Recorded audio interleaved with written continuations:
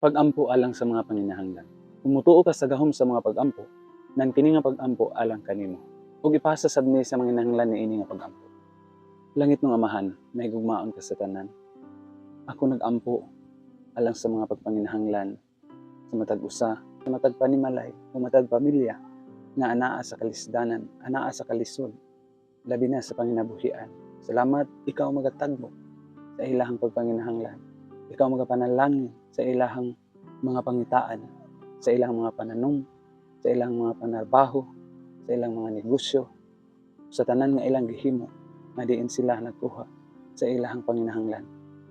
Salamat nga ikaw ang Ginoo nga nagaprovide sa tanan namong mga pagpanginahanglan.